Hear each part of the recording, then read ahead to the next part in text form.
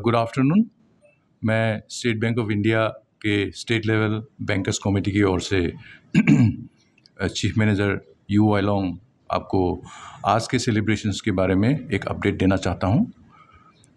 आज से यानी 6 तारीख से 12 तारीख तक पूरे भारतवर्ष में आइकॉनिक वीक सेलिब्रेशंस अंडर आज़ादी का अमृत महोत्सव, इस पर्व को हम मना रहे हैं। पूरे भारतवर्ष में 75 सेंटर्स में आज ये सेलिब्रेशन किया गया, जिसमें हम ईटानगर भी इंक्लूड है। और ये जो कार्यक्रम है मिनिस्ट्री ऑफ फाइनेंस और मिनिस्ट्री ऑफ कॉर्पोरेट गवर्नेंस के दोनों के संयुक्त के साथ, उसमें फाइनेंशियल इंस्टीट्यूशंस और बैंक्स भी इंक्लूडेड हैं। आज सवेरे 10:30 बजे माननीय हमारे प्रधानमंत्री श्री नरेंद्र मोदी जी के हाथों से ये कार्यक्रम का शुभ उद्घाटन हुआ दिल्ली में विज्ञान भवन में। और उनका जो एड्रेस, उनका जो भाषण है, वो पूरे भारत में 75 सेंटर्स इंक्लूडिंग ईटानगर ये लाइव टेलीकास्ट, लाइव स्ट्रीमिंग किया गया। और उसमें हमारे यहाँ ईटानगर स्थित जितने भी बैंक्स थे सारे उपस्थित थे, और उसके साथ पब्लिक से आए हुए, डिफरेंट वॉक्स ऑफ लाइफ से आए हुए ऑडियंस थे। और आज का जो समारोह में हमारा जो मुख्य अतिथि madam secretary finance government of Arunachal Pradesh madam RW Ringu madam थी, और साथ में State Bank of India regional Itanagar region के क्षेत्रीय प्रबंधक श्री DK महतो सर थे। और शुरुआती आधे घंटे में हमारा जो अरुणाचल प्रदेश के संबंधित जितने भी फाइनेंशियल स्कीम्स हैं उनके बारे में प्रेजेंटेशन हुआ। उसके बाद में 10:30 बजे माननीय प्रधानमंत्री का जो लाइव टेलीकास्ट हुआ उसको सबने अटेंड किया, सबने देखा।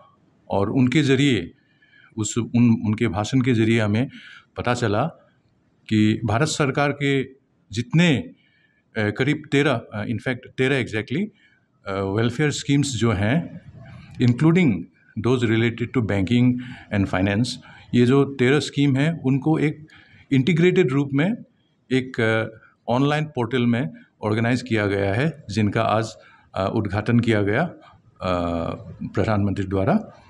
ये पोर्टल का नाम है जनसमर्थ.in।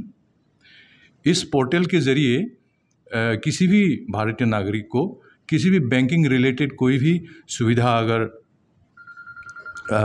लेना है तो इस पोर्टल के ज़रिए वो एक्सेस कर सकते हैं।